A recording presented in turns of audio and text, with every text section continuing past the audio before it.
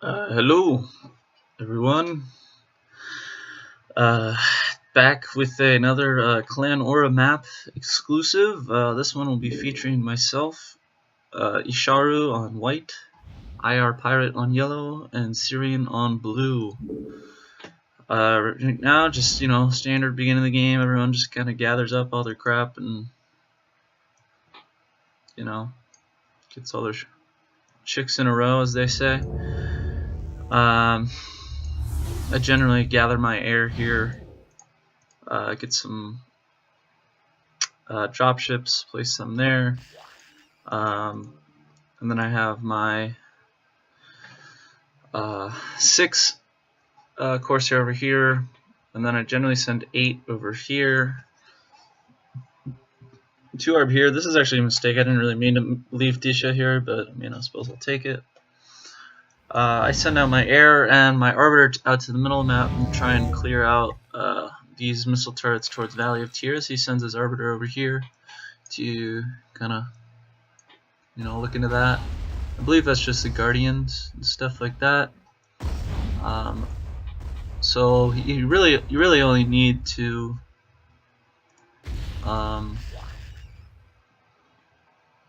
Sarah's basically. I'm clearing his turrets. I see him on the mini map here. I just was too busy. Like, I don't know, I was stupid. At this point, I see him. He actually kills my Sarah, which I was really sad about. But that was just my mistake, really. But I do manage to clear these out. The unfortunate part about losing that base is you actually lose an orb, which kind of sucks. I decided to bail based on the fact that my Wraith was below 50%, and you don't really want to risk him at that point. Generally not a good idea. And then I have these 2 dropships. They're still kind of chilling there, I guess. I don't really know why. So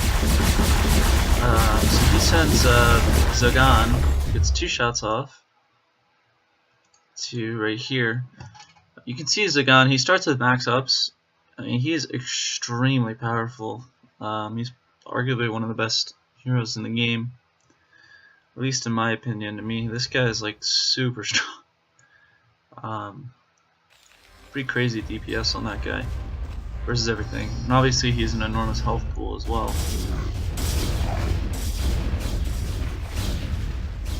Oh yeah. Jeez, that's literally impossible to see on the minimap. So I'm back over here. I send Housley to kill that. He actually decides to stay with Zagan, which ends up working out for him, so can't complain about that, right? He actually uses his spy over here to look for these dropships that I'm sending around. I don't know if he sees me or not. And then he actually ends up camping Disha, which is kind of hilarious, my opinion. But I have these guys loaded out. I believe I head for South Gami next because why the hell not? It's a ridiculously easy kill. Even if Housley does like literally no damage. You can see his AI like glitches out really hard. It's kind of hilarious. I'm not even looking because I'm recalling him, so like you can just kind of shift Q him, go off bidding, and then you can do actually important stuff. South Gami doesn't really matter that much. He doesn't lose an orb from it. I know he has his main, and I don't know the other one. So now starts the process of slowly decreeping, which is bothersome to say the least. So I actually deweb him, and then I send Disha after that. But the reality is, like, it's the reason why he's keeping all of his ground and air right here is because fighting him over land as red is, you're gonna lose, like, really badly. And the reason for that being that even if you bring your marine does significantly less DPS than the Hydralisk and the Ghost. So the Ghost hits your Mutalisk for full damage, and Gabriel hits your Wraith and Valk for full damage. So it is kind of like, you know, even though the Marine does like decent DPS, he does do, you know, well over 1,000 damage. So he actually recalls all 7. You can see that last Ghost shot, right? Took him from like 3k down to under 1,000. Now he does get 2 shots off, Disha does, but it's not that great. So I'm like, okay. And he sees me, so if he recalls in on stuff, right? I mean, it's basically suicide to stay. So I'm gonna say, okay, well, time to clear some more turrets, I guess. I don't really mind taking that many shots with missile turrets on the Bio Lord, because frankly he doesn't really care. He has enough health where it just doesn't really matter. The other option is I start to hit this group based on the fact that I've a little bit... does he get this? Yeah, I think he does. So I'm actually taking this guy. Wow, he should be able to see that. I don't know if he does. Well, as you can see, Zagan just melts everything. I continue to take these out. I'm actually probably like just out of his vision range right there. And I mean like just barely, so that's actually a bit of a stroke of luck on my part. As you can see, he's playing very defensively. So, for better or for worse, I suppose. There's a carrier. I decided to bail because I got that attack notification and I was like, alright, like, I don't want to deal with this, basically. I believe I was... what was I looking at the time? Oh, I don't really know. It doesn't really matter, honestly. But, this house needed heals. Housley should be getting healed right now. Oh god, that's right. I was killing that. Sorry guys. Forgot about that one. But yeah, so that prevents his Goliaths from spawning, which are like blatantly broken. First castle like literally just finished too. So normally he would have spawned 2 of those, but instead he gets none of them. So this is that kind of force projection that he can do as yellow. If he's over land, fighting him is just a mistake, frankly. So now I can, my goal is to stat about half of his stuff, more than half, and then focus down what's left.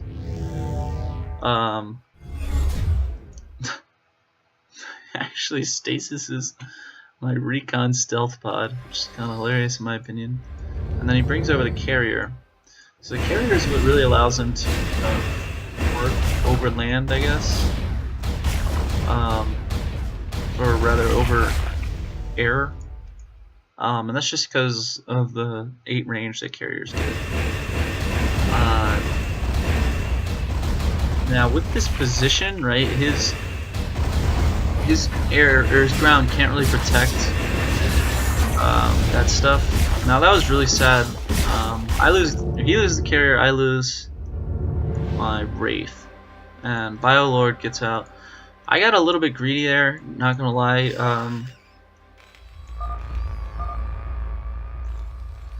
I think like my goal was to finish like the scout, I believe. So I get him to half hull, which is alright, but that was really a mistake in a lot of ways, because what happened was I kill the carrier, he focuses the muta gets out, and then I stay with these guys. So what I should have done was just kill the carrier and then leave. But I got a little greedy because I didn't expect his Hydra and Ghost to be able to hit me from the low ground. I was right around here-ish. So that was a mistake on my part. That was really unfortunate.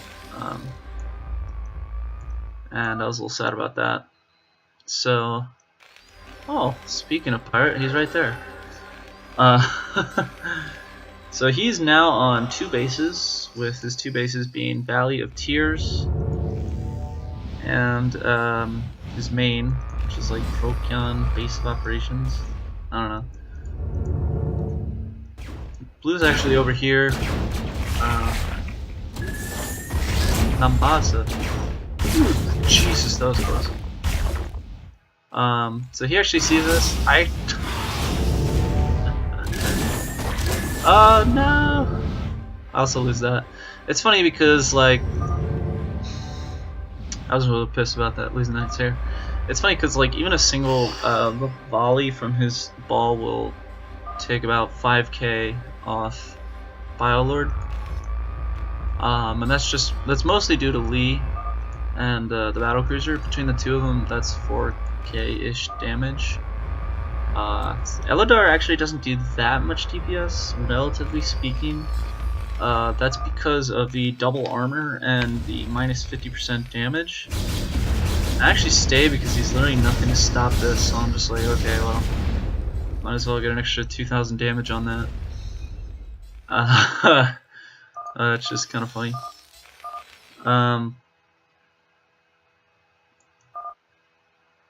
So Pirate actually takes a bit of time to actually go for him there. Wow, he didn't know upgrades on these guys? What? Big mistake, yeah. These guys scale ridiculously well with upgrades. Being lings and all that. Sparrock does too. Okay, yeah, I used Disha to finish that off. And then he goes for this. Well recalled there. Good stuff. Now he's up to his old shenanigans, and that's because he really wants to kill Octonus' Bioplant. So this gives me an orb and 2 mutas every turn, so it's pretty good, obviously. So that actually recall stats him, which is pretty lulz. I send Housley over here to try and clear out this ring of defenses. Basically his main is protected by 2 rings, and if you can take out one of those rings, it's actually not that hard to get at the main from behind here. You can see that there's, you know, like 2 photons, 2 missile turrets. There's some turrets actually underneath these upgrades, and same with over here. But and there's like 2 or 3 stacked missile turrets under there as well. But yeah, I mean the reality is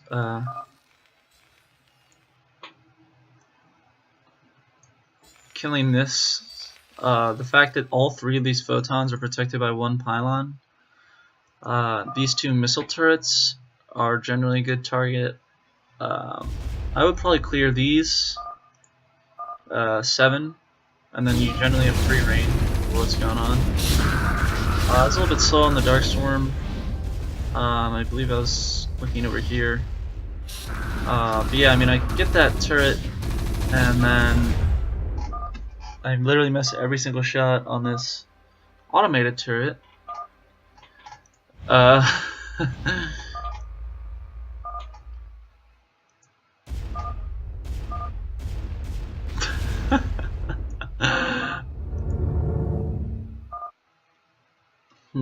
So I believe he gets 1 ARP there, yeah, which is really unfortunate for him.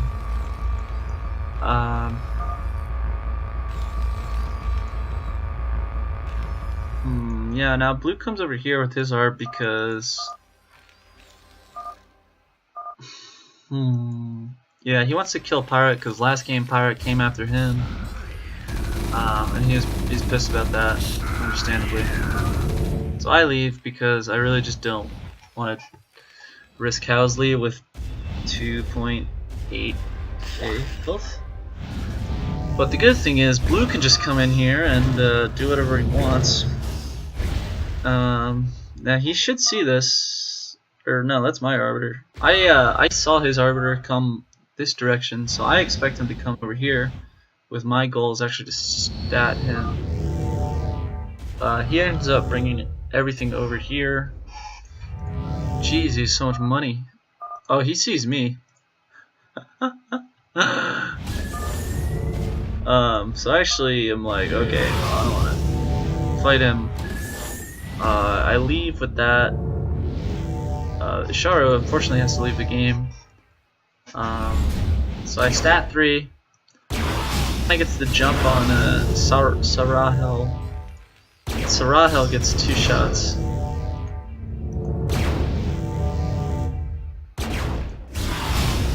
Oh, so close. So close. Kinda sad about that one. That's alright. Oh, and then these are the elites that I spawned that are just so broken. 510 damage at max ups. And they get stim. So yeah, they do a lot of DPS. But you should see these Goliaths that he spawns, man. They're just even more broken.